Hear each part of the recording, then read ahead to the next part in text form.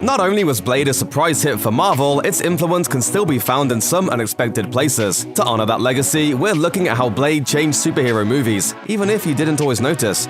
Marvel characters have been hits on television since a Marvel Superheroes cartoon debuted in 1966, but film success came much harder. The first feature based on a Marvel comic was the infamous 1986 flop Howard the Duck, and things somehow went downhill from there. With The Punisher and Captain America both turned into low-budget disasters, it's enough to make any comic book fan sick. Would you please pull over the car? I am going to get sick.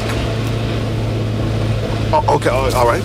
That changed in the 90s though, thanks to Blade, which became a certified hit, earning over $70 million at the domestic box office. Marvel itself, however, saw very little benefit from this financial boom. Struggling to emerge from bankruptcy in the late 90s, Marvel only pocketed a measly $25,000 from Blade's success. But even that had a silver lining. After earning so little from Blade and other films like X-Men and Spider-Man, Marvel decided to make their own film production company in order to retain all the profits from their characters. The result was a Marvel Cinematic Universe, which may never have existed without Blade. Writer David S. Goyer has been behind some of the biggest superhero films ever, with writing credits on the entire Dark Knight trilogy, Man of Steel, and Batman vs. Superman: Dawn of Justice, but he may never have had the chance to do these films if not for Blade. I wrote a script called Blade, and that script changed my career completely. For the first time, I wrote a script without any editorial interference. It worked, and Goyer went on to write all 3 films in the Blade trilogy, even directing the final installment, Blade Trinity. Take a look at this.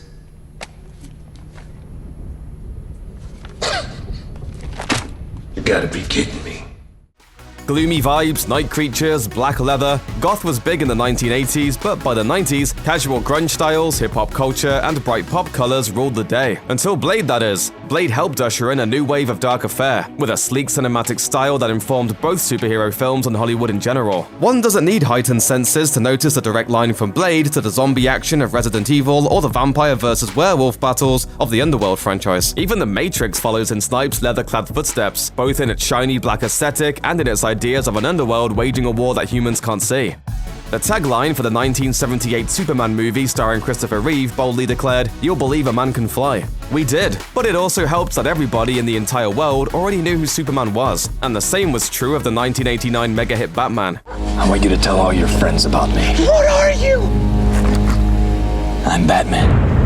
With other comic book films floundering, conventional wisdom in Hollywood was that only the biggest and most famous superheroes could be successful at the box office. Blade changed all that. An obscure cult character, even among comic book fans, the success of the film proved that even C-list superheroes could be box office gold if the films were done right. So if you liked Guardians of the Galaxy or Doctor Strange, you can thank Blade for blazing the trail.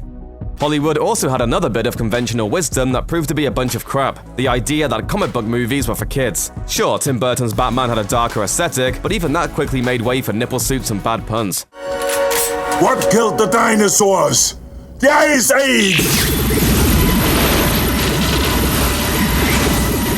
Comic book fans, though, knew that there was a lot more depth in the source material. There's a reason DC had to start putting a mature readers label on their comics in the late 80s. But until Blade, the film world felt that comic book movies were just silly stuff for kids. Are you out of your damn mind? Blade brought a darker, more grounded sense of realism and violence to comic book films. It was the first character from the big 2 publishers, Marvel and DC, to arrive in American theaters with an R rating, and its success paved the way not only for more serious superhero treatment in mainstream film, but also for a wave of R-rated comic book films, from Sin City to Deadpool to Logan. Even Marvel's Netflix shows owe Blade a debt. Look again at Daredevil's hard-hitting punches, and you might spot a resemblance to Blade's blood-sucking melees. Thank you, Blade. Check out one of our newest videos right here. Plus, even more Looper videos about your favorite films are coming soon. Subscribe to our YouTube channel and hit the bell so you don't miss a single one.